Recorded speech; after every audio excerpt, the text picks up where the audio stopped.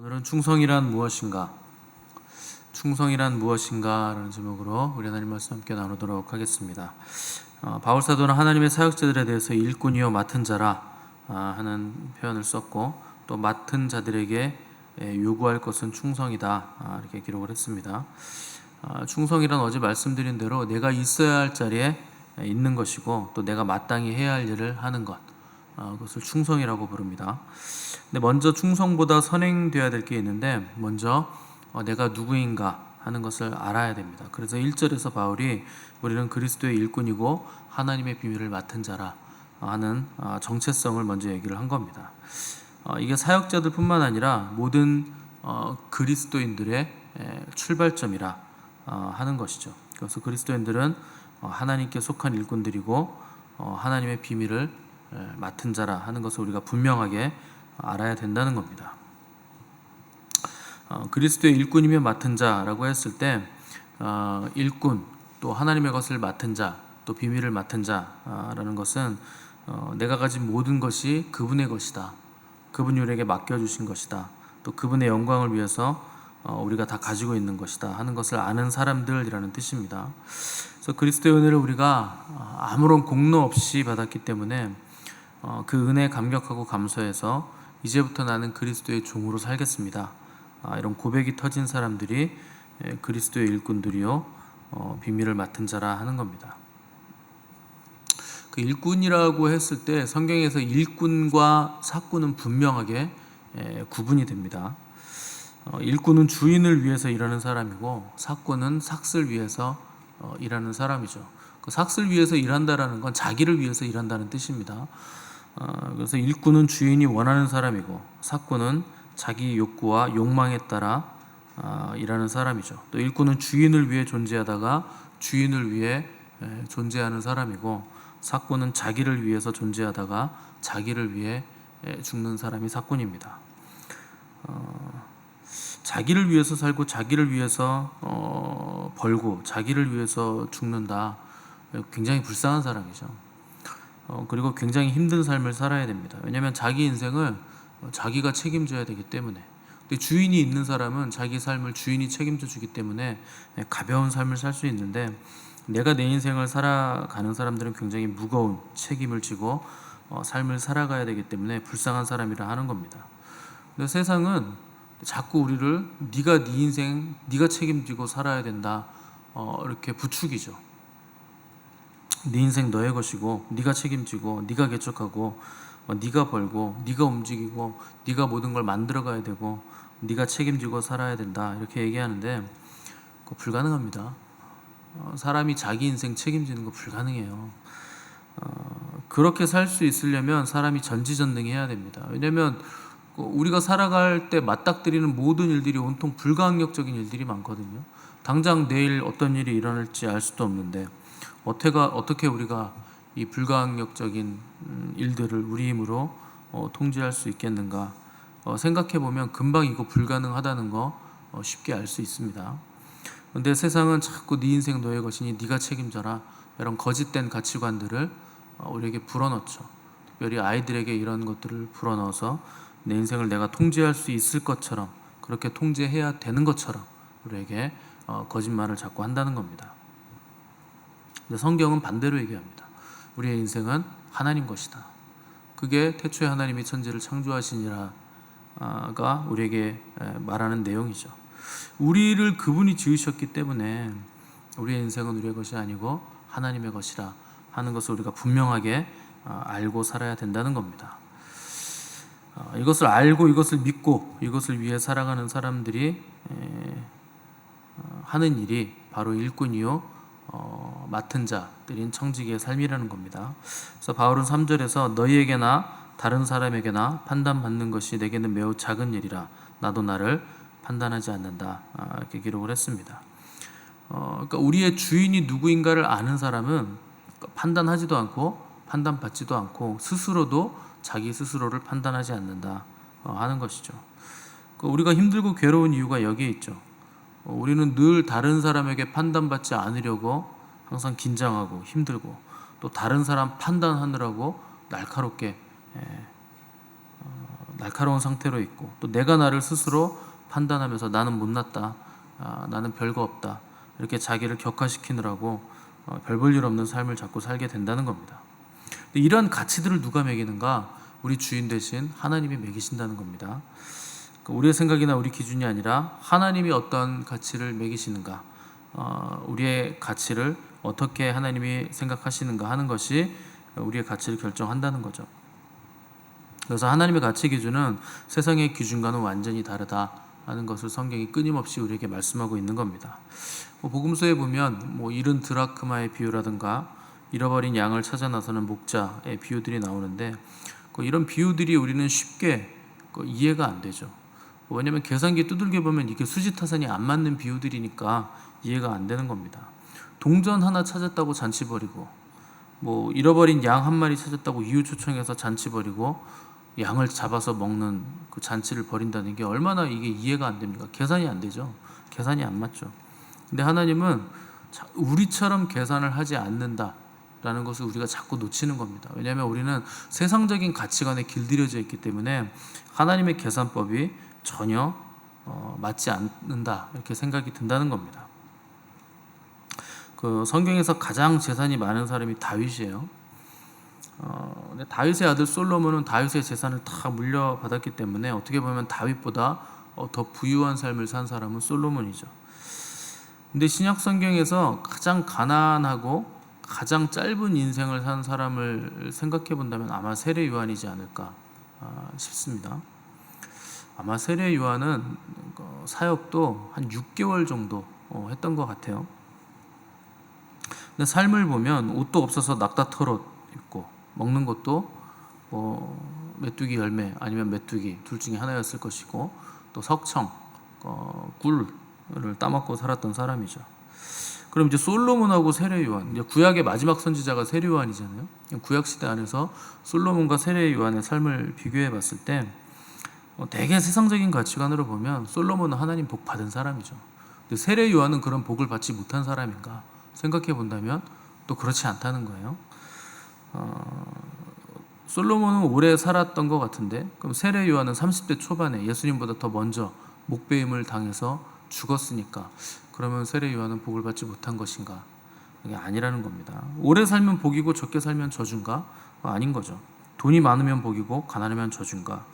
아니면 건강하면 하나님의 사랑 많이 받은 것이고, 병들어서 골골하면 하나님의 사랑을 못 받은 것인가? 높이 올라가고 많이 벌고 오래 살고 건강하면 하나님의 사랑 많이 받은 사람인가? 그게 아니라는 것을 성경은 계속 우리에게 말씀하고 있다는 거죠. 근데 우리는 자꾸 돈 많이 벌면 복 받은 것이고, 또 오래 살면 복 받은 것이고, 건강하면 복 받은 것이다, 이런 식으로 생각하기를 좋아하고 세상적인 가치관으로 하나님의 복을 환산하기를 좋아한다는 겁니다. 그래서 이제 세상적인 가치관으로 자꾸 하나님의 복을 이제 계량하려고 하는데, 그러면 계속 오류와 오해에 빠져서 하나님의 뜻을 이해하지 못하게 되는 삶을 살게 되는 것이고, 결국 어디까지 나아가는가? 하나님이 주신 것인데 마치 이것이 내 것이냐 생각하는 그 오해의 자리까지 우리가 가게 된다는 겁니다.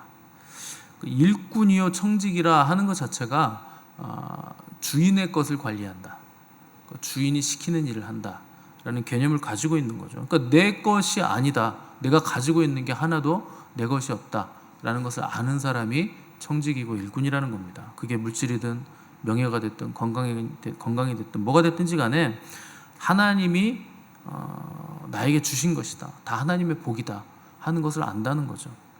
그리고 그것을 나에게 주신 이유가 분명히 있다 하는 것까지 알아서 무엇인지, 하나님의 뜻이 무엇인지를 재해석할 수 있는 자리에까지 갈 수 있는 사람이 일꾼이고 청지기가 되는 것이죠.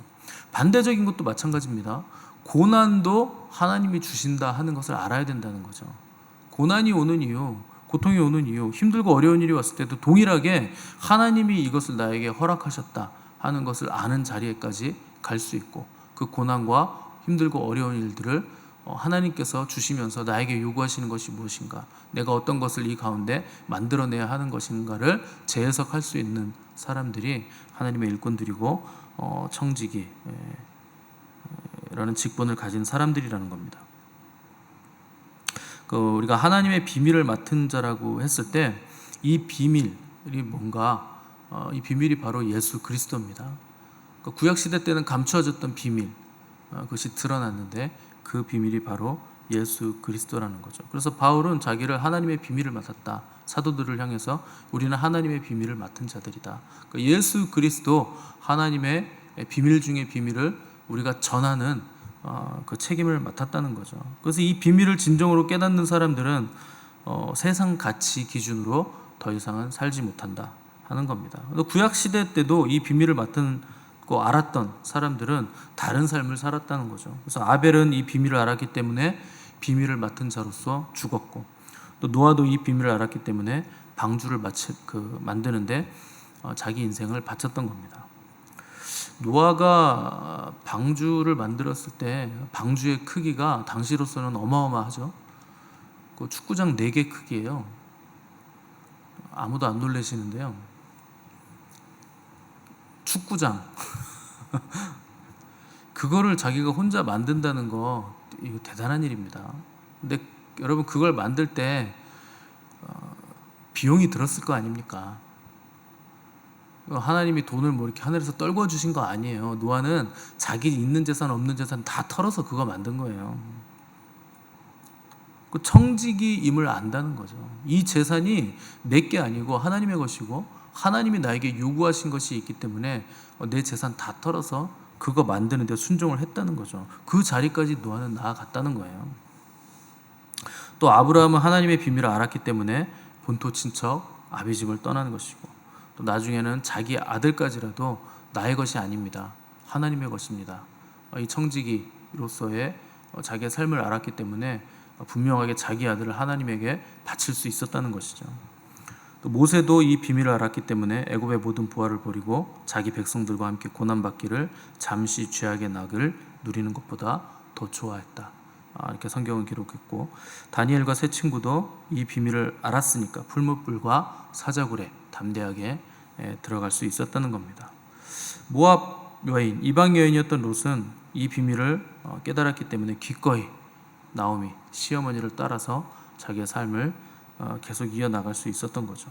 예수님의 제자들도 이 비밀을 다 알았기 때문에 기꺼이 이 비밀을 전하다가 순교를 당했다 하는 것을 우리가 알 수 있죠. 이것이 비밀을 아는 사람들, 비밀을 아는 일꾼들, 이 비밀을 아는 청지기들의 복된 삶의 모습이라는 겁니다.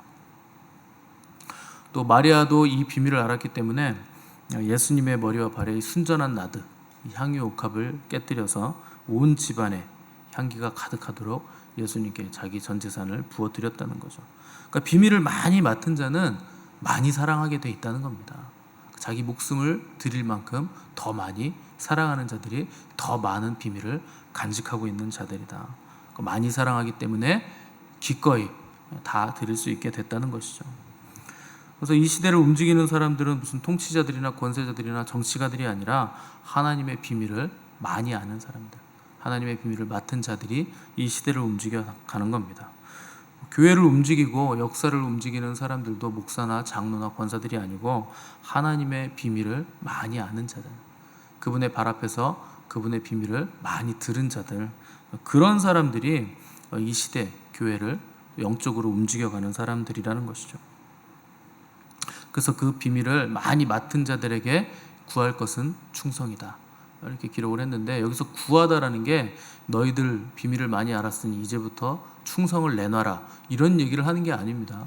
여기 맡은 자들에게 구할 것이라고 했을 때 이 구할 것이라는 단어가요, 이 휴리스코라는 헬라어인데 이게 정확한 뜻은 발견하다라는 뜻입니다. 그러니까 맡은 자들에게 발견할 것은 충성이니라, 이런 뜻이에요. 우리말로는 번역을 잘못해 놓은 거죠. 그러니까 맡은 자들에게 발견되는 것은 예외 없이 너나 할 것 없이 모두가 충성을 가지고 있더라. 그들에게 발견되는 것은 충성이다, 이런 뜻입니다. 그러니까 우리가 하나님의 비밀을 많이 알수록, 하나님을 많이 사랑할수록 우리에게 발견되는 것이 뭔가 충성이라는 거죠. 로열티라는 거죠. 그 스코틀랜드 에딘버러에 가면 그레이프라이어스 커크야드라는 공동묘지가 있어요. 마치 제가 가본 것처럼 능숙하게 얘기하지만 저도 가본 적은 없습니다. 잠깐 외웠을 뿐이지. 그 묘지에 관광객들이 이렇게 줄을 서서 보는 무덤이 있습니다. 그게 누구의 무덤이냐면 개 무덤이에요. 개. 그 이제 개가 그 자기 주인이 이 묘지에 묻혔습니다. 묻히니까 이 개가 그 리트리버, 골든 리트리버였는데 주인의 무덤 앞에 비가 오나 눈이 오나 계속 무릎 꿇고 계속 앉아 있는 거예요. 그 사람들이 이 개를요 이제 계속 집으로 끌고 갑니다.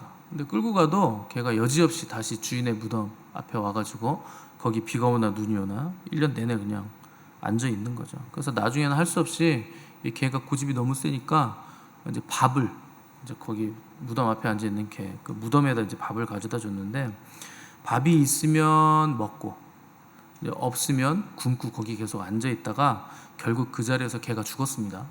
그 주인의 무덤 앞에서 죽었어요. 그래서 이제 마을 사람들이 주인 무덤 옆에다가 개를 묻어주고 나란히 이제 개 무덤이 주인 무덤 옆에 있는 거죠. 그래서 그 무덤에 비석을 이렇게 딱 세워가지고 이렇게 적었습니다. 충성스러운 종 주인 곁에 잠들다. 그 개 무덤을 보려고 관광객들이 그 그레이프라이어스 커크야드에 줄을 서서 본다는 겁니다. 여러분 충성심이란 이런 거예요. 주인 곁에 잠드는 거. 그 죽을 때까지 주인 옆에 앉아 있는 거. 그 충성이에요. 다른 거 없습니다. 주인 앞에 앉아 있는 거예요. 여러분 경배를 제가 왜 강조합니까? 기도를 왜 이렇게 중요시하게 여깁니까? 주인 앞에 앉아 있는 거잖아요. 주인을 바라보고 있는 거잖아요. 여러분 오늘날 그리스도인들의 충성심은 어디에 있습니까? 왜 그리스도인들의 충성심은 이 개보다 못한 수준일까요? 다들 자기 생각이 너무 많은 거예요. 다들 자기 일로 너무 바쁜 거예요. 다 자기 사정이 있죠. 뭐 그 유명한 말 있지 않습니까? 공동묘지 가면 다 이유가 있잖아요. 무슨 공동묘지냐?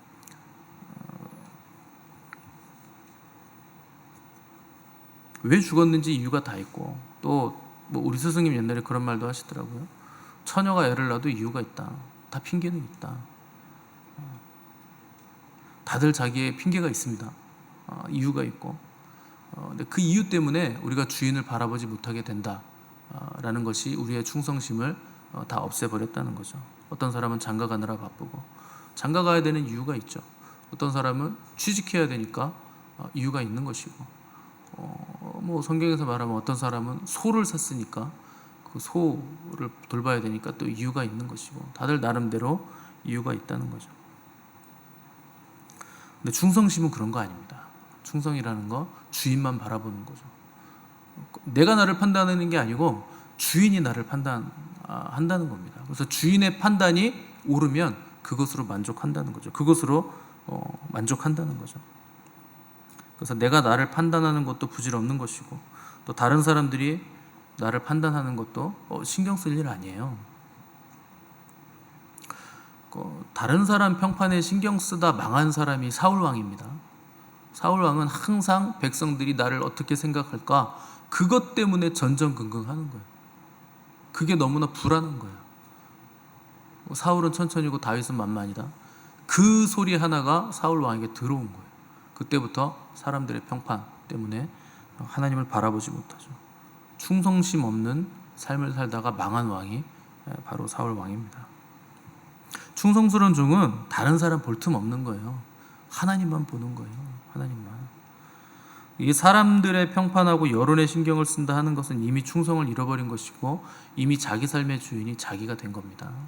사역자들도 마찬가지죠. 목사들도 마찬가지예요.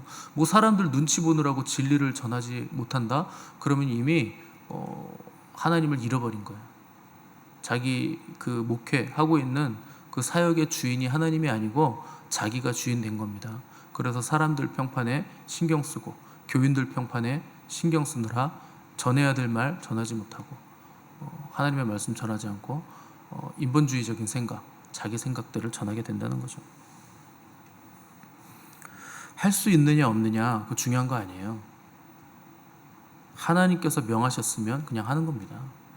나에게 능력이 있는가 없는가 그것도 중요한 거 아닙니다. 저와 여러분이 능력 없다는 거 하나님도 알고 우리도 알죠.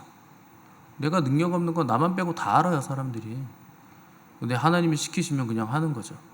하나님이 시키셨으니까 능력도 하나님이 주실 것이기 때문에 하나님 믿고 하는 겁니다. 그냥 한 발을 내딛는 거죠. 그래서 할 수 있다는 것도 교만이고 못한다는 것도 교만이에요. 하나님이 할 수 있다는데 왜 못한다고 합니까? 그래서 하나님이 시키시면 그냥 순종하는 겁니다. 이건 이래서 안 되고 저건 저래서 못하고 시시콜콜 핑계대고 뒤로 빠지는 거, 그게 교만한 종이에요. 그래서 충성과 믿음과 신실함, 요 단어들은요 다 헬라어 원어가 한 단어입니다. 같은 단어예요. 피스티스라 그래서 다 똑같은 단어입니다. 그래서 믿음이 있는데 충성이 없다, 불가능합니다. 충성이 있는데 신실함이 없다, 불가능해요. 왜냐하면 다 같은 단어예요. 한 단어예요. 믿음, 충성, 신실함, 다 같은 단어죠. 그래서 우리는 하나님을 닮아서 신실함을 가져야 됩니다. 하나님은 항상 신실하시기 때문에, 그분이 신실하시니까 그분의 일꾼된 우리들도 신실해야 되는 겁니다. 하나님의 신실함은 우리의 어떠함에 상관없이 하나님의 뜻하신 바를 반드시 이루신다, 감당하지 못하실 것이 없으시다 하는 겁니다. 그게 그분의 신실함이죠. 그래서 우리가 충성스럽게 그분 앞에 있으면 반드시 우리를 통해서 하나님은 충만을 이뤄내시는 겁니다. 완전하신 그분의 일을 우리를 통해서 이루어 가시는 거예요. 그리고 우리의 충성심의 상은 마지막 재림의 날에 우리 주님께서 우리에게 주실 겁니다. 충성되고 믿음 있고 신실한 자들에게 그 날은 상급의 날이에요. 그런데 거짓된 충성, 거짓된 믿음, 신실함이 없는 자들에게 그 날은 심판의 날입니다. 누구도 비껴갈 수 없는 심판의 날이 될 것이기 때문에 우리는 충성되고 신실한 믿음으로 우리의 삶을 살아감으로 그날 주님 오시는 날에 칭찬과 상급을 받는 삶을 사시는 저 여러분 되시기를 간절히 바랍니다. 함께 기도하겠습니다.